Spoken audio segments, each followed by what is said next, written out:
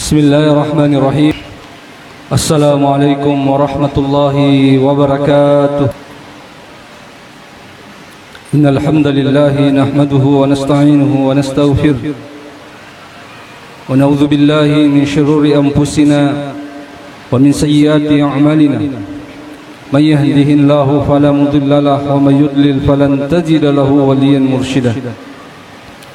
أشهد أن لا إله إلا الله وحده لا شريك له وأشهد أن محمدا عبده ورسوله اللهم صل وسلم وبارك على سيدنا محمد وعلى آله وصحبه أجمعين أما بعد سبحانك يا الله لا علم لنا إلا ما علمتنا إنك أنت العليم الحكيم Rabbi shrah li sadri wa yassir li amri wahlul 'uqdatam min lisani yafqahu qawli.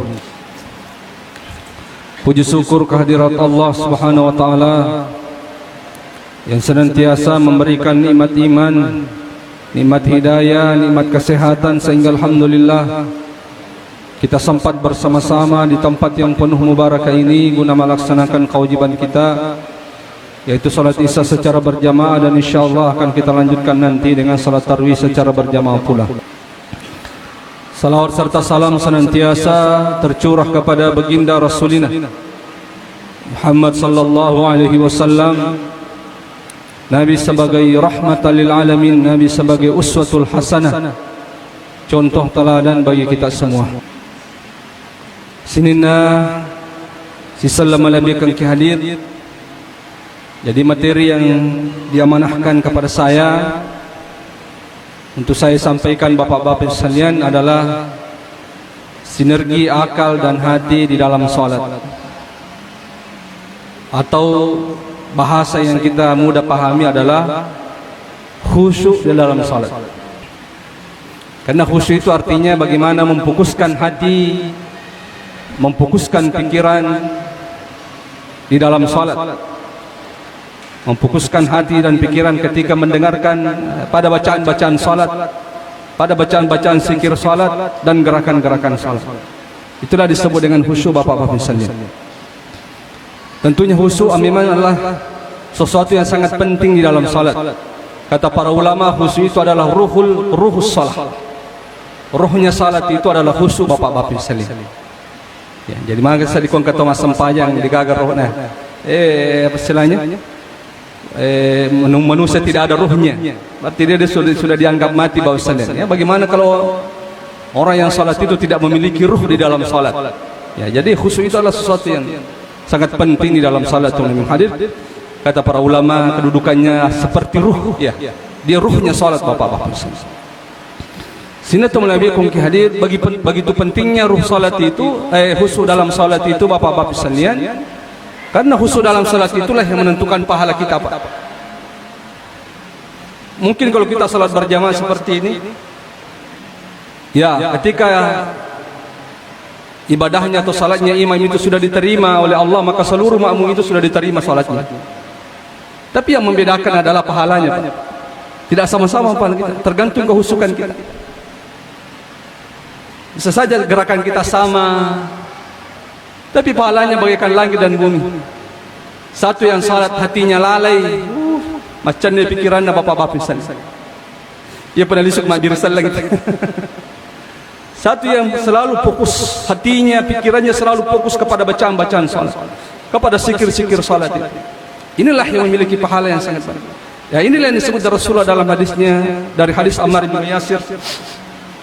Nabi Muhammad SAW, inna rajula la yansarifu wa ma kutiba illa asru salati tusuha wa sumunuha wa subuha wa sudusuha wa khumsuha wa rubuha wa nisfuha. Maka Nabi Muhammad SAW, orang ketika selesai salat nasa Nabi Muhammad SAW, maka ketika dia keluar atau dia setelah selesai salat dan serbita, maka tidak ada yang ditulis kepadanya dari salat itu kecuali ada yang 1/10, ada yang 1/9, 1/8, 1/7, 1/6, 1/5, 1/4, 1/3 dan 1/2. Tergantung kehusukan salat itu. Jadi semakin kita khusyuk di dalam salat, hati kita tidak lalai, pikiran kita fokus dalam salat itu, maka semakin besar pahala yang kita dapatkan. Tapi semakin kita lalai dalam salat itu, ya bisa saja cek dia menilai dulu, sah salat kita babu. Salat kita, kewajiban kita sudah dianggap gugur atau melebihi kehadiran. Ibadah kita sudah diterima oleh Allah, tapi pahalanya tidak ada. Pahalanya sedikit atau bahkan tidak ada sama sekali, karena mulai kita takbir sampai salam semuanya kosong bapak-bapak sekalian. Lalai semuanya. Isaliwa mana pikirannya bapak-bapak sekalian hadirin. Akhirnya sama sekali tidak mendapatkan pahala. Itu begitu pentingnya khusyuk itu dalam salat Nabi kumki hadin. Sinatul Nabi kumki hadin. Biasa kita sering mendengarkan firman Allah, innas salata tanha anil fahsya'i wal munkar. Kepada Allah Subhanahu wa taala, sungguh salat itu mencegah dari perbuatan yang keji dan munkar. Maka Ibnu Qayyim rahimahullah taala, ya kong kataw salama ini nasa panitata Ibnu Qayyim, pas sempajang tapi manggala mo pumapigaw salah, manggala mo pumali agagan na tawe, manggala mo papitan na sali tawe, masih suka bermaksiat padahal pas sempajang to. Maka Ibnu Qayyim berarti ada yang salah dalam salat itu. Berarti tidak, salatnya tidak berkualitas. Imam Al-Ghazali mengatakan, ya kong kataw mas sempajang tapi masih suka bermaksiat, berarti dia lalai dari salatnya itu. Dan makanya sempajana dia khusus sempajana nas Imam Al-Ghazali. Karena ketika salat itu berkualitas bapak-bapak sekalian, ketika kita khusyuk dalam salat itu pasti tidak mungkin salah firman Allah itu, Pak. Ya kok makanya di sempajana tahu berkualitas ini sempajana tahu bapak-bapak sekalian, kita khusyuk di dalam salat itu pasti itu tidak mungkin tidak. Pasti salat itu mencegah dari perbuatan keji dan munkar. Tapi ketika hati ini selalu lalai, mas sempayat, mas sempayat lari-lari dan sebagainya, dia jaga pikiran nanti tidak pernah khusyuk. Itulah yang membuat salat itu tidak berpengaruh pada diri kita atau melebihi kongkihan. Padahal kita tahu bagaimana keutamanya orang-orang yang khusyuk dalam salat. Allah katakan dalam Al-Quran, kad aflahal mu'minun alladzina hum fi salatihim khashi'un. Beruntunglah orang-orang mukmin itu. Siapa kata Allah orang yang beruntung itu? Orang-orang mukmin yang mereka ketika salat kata Allah dia khusyuk di dalam salatnya. Apa keberuntungannya, Pak? Dia dipastikan dijamin menjadi penduduk surga. Itu di akhirat itu. Jadi makanya penting sekali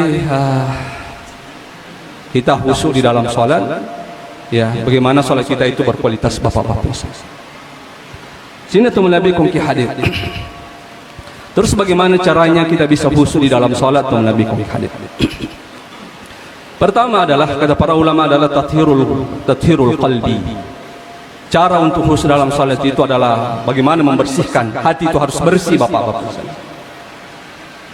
Ya kumacari pe ati makaddo yati itu sangat susah sekali untuk khusyuk.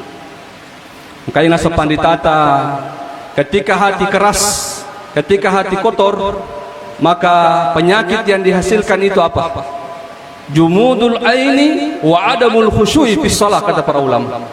Ya kui marota ya titaw salian makaddo ya tie mencari ya tie, maka penyakit yang ditimbulkan itu, bahaya yang ditimbulkan itu, kata para ulama apa? Jumudul aini, air mata tidak mau keluar karena Allah. Beribadah ini lemas, mengaji ini lemas, susah sekali air mata itu keluar karena Allah. Tidak pernah air matanya keluar, membuku air matanya karena Allah, tidak pernah keluar. Wa adamul khusyui fi shalah, kata para ulama, dan dia tidak bisa khusyuk di dalam salat. Yang kata makan dua tina, yang kata malama macam maronto tina, dia tidak bisa khusyuk, kata para ulama itu. Jadi makanya salah satu caranya supaya bisa khusyuk harus selalu membersihkan hati. Bagaimana cara membersihkannya, Ustaz? Ya, salah satunya dengan memperbanyak istighfar. Itulah kenapa Rasulullah SAW juga waktu Nabi Isra Mi'raj, apa kita sering mendengarkan Isra Mi'raj, waktu Nabi bawa Nabi terima sempajang, maka yang pertama diperlakukan Rasulullah Jibril alaihissalam membelah hati, membelah dada dan mengeluarkan hati Rasulullah dan dicuci dengan air Zam-Zam. Artinya apa, Pak? Untuk salat itu supaya bisa kuat berkualitas salat kita itu, memang hati itu harus dibersihkan untuk melebihi kehadiran. Ya, jadi air Zam-Zam itu salah satu obat yang paling bagus sekali untuk membersihkan hati. Bagaimana misalnya ada cara lain membersihkan selain daripada air Zam-Zam? Iya, itu dengan banyak-banyak beristighfar. Istighfar itu Pak pencuci hati. Jadi Allah gambarkan hati kita itu, Allah katakan dalam Al-Quran, masalun nurihi kamishkah fiha misbah al-misbahu fi zujajah az-zujajatu ka'annaha kawkabun durri. Jadi hati itu kata Allah itu seperti lampu yang ada di dalam lubang yang tidak tembus, dan lampu itu dibungkus dengan kaca yang bercahaya. Begitulah modelnya kata Allah itu hati. Inilah yang mau dijaga oleh kalian, ini cahayanya hati ini. Jangan pernah cahaya ini mati Bapak-bapak sekalian. Kalau ini mati maka semuanya masalah. Hati kita akan mati. Ya nih, apa kaca ini yang harus kita selalu lap melulukilenga soso Bapak sekalian, supaya selalu mengkilat cahaya itu Bapak-bapak sekalian. Supaya cahaya itu selalu keluar, nampak, menerangi tubuh kita ini untuk melebihkan hanya sepanitan. Karena setiap kita melakukan dosa, kata Rasulullah SAW, nuktatus soda. Setiap Bani Adam itu melakukan dosa, maka dititi hatinya dengan titikan hitam. Jadi semakin banyak dosa kita lakukan, maka semakin menghitam kaca itu sehingga cahaya tidak bisa keluar Bapak-bapak sekalian. Itu yang membuat hati itu mati. Bagaimana caranya malap kaca itu? Itu dengan istighfar Bapak-bapak sekalian. Jadi Ibnu Taimiyah pernah ditanya, ya Syekh, apa mana yang paling bagus ketika saya melakukan dosa, apakah saya bertasbih atau saya beristighfar? Kata Ibnu Taimiyah, tasbih itu seperti parfum, istighfar itu seperti sabun cuci. Ketika bajumu kotor, mana yang paling bagus kamu lakukan? Apakah parfum atau sabun cuci? Tentu sabun cuci. Dan istighfar itu kata Ibnu Taimiyah seperti sabun cuci. Jadi itulah yang kita selalu memperbanyak istighfar untuk membersihkan hati itu, Pak. Nah, Nabi Muhammad SAW, inna lil qulubi sad'un ka sad'in nikhas wajilau istighfar. Nasa nabitang kataw nasa nabitah taisangan ngatinna pada taisangan nabasia untuk rontok na nasa nabitang ro caripana wajilau wa istighfar. Caranya mengkilatkan hati nasa nabitah itu dengan memperbanyak istighfar kepada Allah Subhanahu wa taala. Jadi salah satu cara membersihkan hati memperbanyak istighfar. Termasuk juga memperbanyak membaca Al-Quran, memperbanyak langkah-langkah kaki ke masjid. Ketika hati ini bersih, Pak, ketika hati ini lembut, maka itu bisa menghadirkan kehusukan di dalam salat. Tapi ketika hati ini mati dan mengeras, ada jumudul aini wa adamul khusyui fi shalah, maka air mata membeku, tidak mau keluar dan tidak bisa kita khusyuk di dalam salat. Itu yang pertama, kata orang, cara supaya bisa khusyuk harus selalu membersihkan hati. Berbanyak istighfar, perbanyak membaca Al-Quran, perbanyak langkah kaki ke masjid, sering-sering bangun salat tengah malam. Semua itu membersih hati Bapak-bapak sekalian. Yang kedua, ihsanu fi shalah. Cara supaya kita bisa khusyuk dalam salat, kata para ulama, adalah ihsan fi shalah. Ayat sang ihsan fi shalah, an ta'budallah ka'annaka tarah, fa illam takun tarah fa innahu yarah. Jadi kalau kita salat, kata para ulama, maka anggaplah bahwa kita itu seolah-olah berada di hadapan Allah Subhanahu wa taala. Kemasampaian seolah-olah itu Allah ada di hadapan kita. Kita hadirkan Allah itu. Tapi jangan memberikan bayangan-bayangan, maka dia begini modelnya Allah, seperti cahaya, seperti bentuk-bentuk. Jangan, Pak. Kita hanya meyakini bahwa itu Allah ada. Anta'budallah kannaka. Kita bersalat, beribadah, seolah-olah itu Allah ada di hadapan kita. Ya rasa ihsan. Fa illam takun tarah fa innahu yarah. Tapi kalau kita tidak mampu seperti itu, kata para ulama, maka yakinilah bahwa salat kita itu disaksikan dan dilihat oleh Allah. Ya, itu juga salah satu cara mengantarkan. Ya kubus terpunggawata biasa minta ulat daki kunita ki, mitoki mapigo sala nar kunita ki, mitoki macule-cule kunita ki. Bagaimana kalau Allah yang melihat kita Bapak-bapak sekalian tulabikum hadir. Jadi harus ihsan di dalam salat. Jadi ketika kita salat, kita meyakini dalam hati bahwa Allah itu ada di hadapan saya. Kalau itu tidak bisa, maka yakinilah bahwa Allah melihat kita. Itu salah satu cara, kata para ulama, untuk menghadirkan khusyuk. Selanjutnya istidad fi shalah. Yang bisa mengantarkan khusyukan dalam salat Bapak sekalian adalah persiapan salat. Maka di pendeta beda tuh sampajana orang yang persiapannya lama dengan orang yang terburu-buru. Angkat tahu mengaji mopi radio inala ni sujadana nalo masjid. Masuk masjid salat tahiyatul masjid, dia mengisi waktu-waktu kosongnya dengan memperbanyak istighfar atau membaca Al-Quran. Engkau tahu kama pikiran pelari poso-poso. Langsung takbir bapak-bapak misalnya. Itu tidak sama Pak, kata para ulama itu. Yang pertama tadi itu dia persiapannya banyak. Dia sempat mengosongkan pikirannya, memperbanyak istighfar, membersihkan hatinya, kemudian dia menghadap Allah. Itu bisa mengantarkan kehusukan bapak-bapak misalnya. Beda kumat tengah kumpi jamana masalah orang dulu nafas kamu tu pelari. Pas takbir jamana mana ini ngerang bapak-bapak. Aku nangis matur agama cara aku selesaikan jauh-jauh. Jadi harus menghadap tidak. Ada waktu kosong lah. Makanya orang yang cepat-cepat datang ke masjid itu biasanya lebih khusyuk. Karena persiapannya banyak. Dia sudah sholat sunnah. Dia sudah membersihkan hatinya dengan memperbanyak istighfar. Dia sudah mengkosongkan pikirannya. Akhirnya ketika dia sholat betul-betul dia betul-betul khusyuk di dalam sholat. Beda ya kok melo di masa sampai itu nak pakai lari bapak. Itu biasa mengganggu kekhusyukan dalam sholat. Harus ada istighfar. At-ta'awudzu minasyaitan. Salah satu cara juga untuk khusyuk dalam salat adalah selalu berlindung kepada Allah dari setan bapak-bapak sekalian. Dulu ada sahabat namanya Utsman bin Al-As pernah mengeluh datang kepada Nabi sallallahu alaihi wasallam, ya Rasulullah, ya aku mas sempajang aturi terganggu dia sempajang. Maka aku mas sempajang ngeramana jamaah-jamaahku ya Rasulullah. Lise je pikir aku ya Rasulullah, mi isaliwa manu pikir aku. Maka Nabi Muhammad sallallahu alaihi wasallam saka syaitan yuqalu hinzib, yang mengganggu kami itu adalah syaitan, yang namanya syaitan itu adalah hinzib. Jadi yang kami memang syaitan bapak-bapak sekalian, tugasnya memang itu Pak. Ya waktu sampainya teh lo bici leng tahu peringarengan jama-jaman. Permogi nang imun nomor. Salah sini kenang jamaah pun enggak permogi nang imun apian kompor umna kalau masih game misalnya. Dia mengingatkan pekerjaan-pekerjaan kita itu. Namanya khinsib kata Rasulullah SAW. Setan itu bernama khinsib kata Rasulullah. Ya mas sampai lo itu bici peringarengan jama-jamanna supaya tidak khusyuk.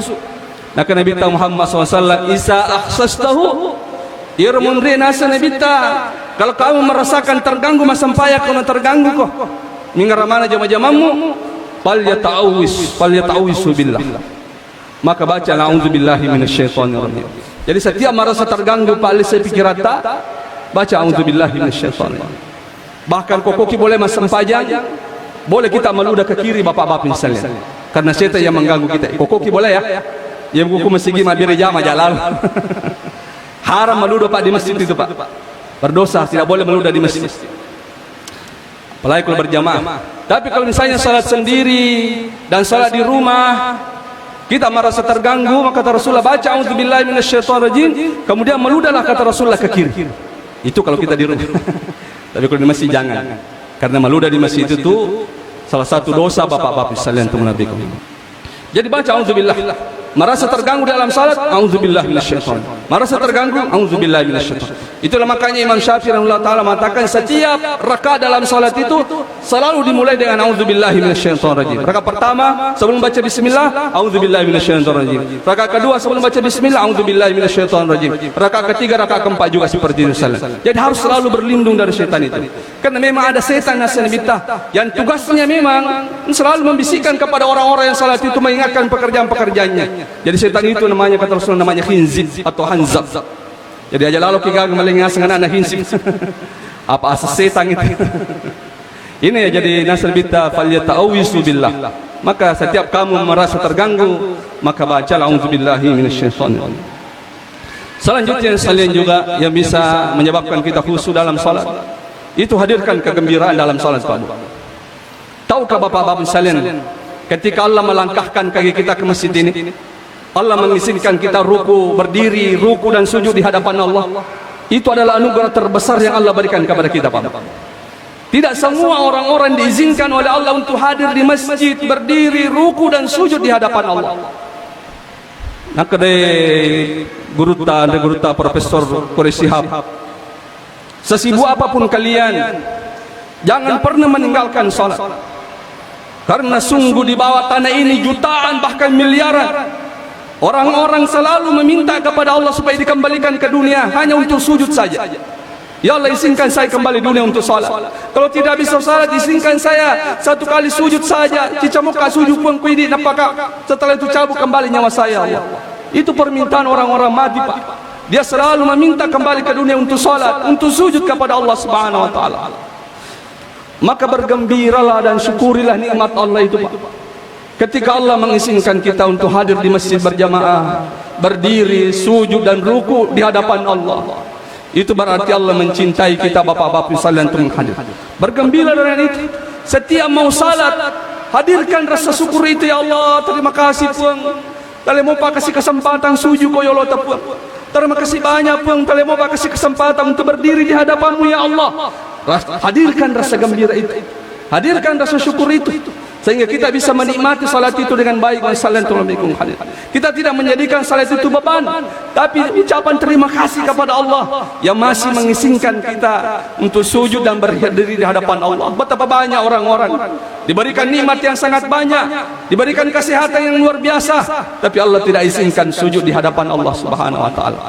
Makanya selain itu, salah satu cara kata para ulama untuk bisa khusyuk dalam salat, hadirkan kegembiraan, rasa syukur ketika ingin salat sekalian, bahwa ini adalah anugerah terbesar yang Allah berikan kepada saya, sehingga Allah biarkan saya sujud di hadapannya. Selanjutnya sekalian, di antara juga min asbabil khusyuk adalah tazkurul mauti fis shalah, mengingat kematian di dalam salat. Rasulullah SAW mengatakan dalam hadisnya, "Idza kunta fi salatik fasalli salata muwaddi'in." Kata Nabi Muhammad sallallahu alaihi wasallam, "Kemakat deki masempajan nasa Nabi ta, maka ya, anggaplah itu adalah salatmu yang terakhir nasa Nabi Muhammad SAW." Jadi salah satu cara untuk menghadirkan khusyukan adalah kemasempajan kita selalu menganggap bahwa inilah salat saya yang terakhir. Makanya kita akan berusaha memperbaiki salat itu temalabi kongki hadir. Berusaha kita akan jaki sempajatah. Karena ada rasa bahwa inilah salat yang terakhir. Yang Nabi ta idza kumta fi salatika fasalli salata muwaddi'in. Maka deki masempajan nasa Nabi Muhammad SAW, maka anggaplah salatmu itu adalah salat yang terakhir. Selanjutnya, min asbabil khusyuk juga, bapak-bapak dan ibu sekalian, adalah tadabburul ayah, merenungi firman-firman Allah Subhanahu wa taala. Makanya salah satu caranya supaya bisa juga mendatangkan khusyukan itu adalah bisa mengetahui arti daripada bacaan-bacaan imam itu. Paling tidak kita paham arti daripada surah Al-Fatihah, bapak-bapak. Ini kode ini sama kan paling tidak Al-Fatihah nasa pandita Al-Fatihah tuh. Kita paham artinya, kemudian kita renungi firman Allah Subhanahu wa taala itu. Itu asbab yang bisa mengantarkan juga nasaparitata kepada kehusyukan bapak-bapak dan ibu-ibu sekalian.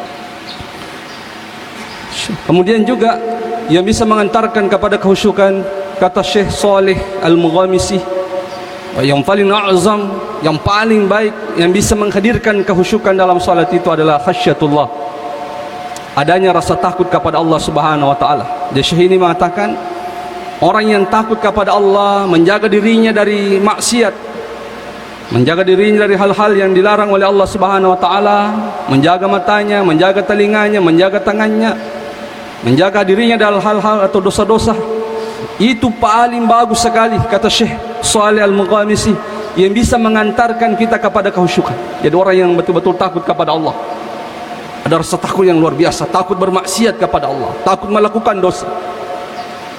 Sini atau melabikum hadir, inilah diantara cara-cara bisa khusyuk dalam salat. InsyaAllah kita akan lanjutkan setelah salat subuh bapak-bapak sekalian. Mudah-mudahan ada manfaatnya, lebih dan kurangnya mohon dimaafkan. Subhanakallahumma wa bihamdik, asyhadu an la ilaha illa anta astaghfiruka wa atubu ilaik. Wallahu yatawallas shalihin. Assalamualaikum warahmatullahi wabarakatuh.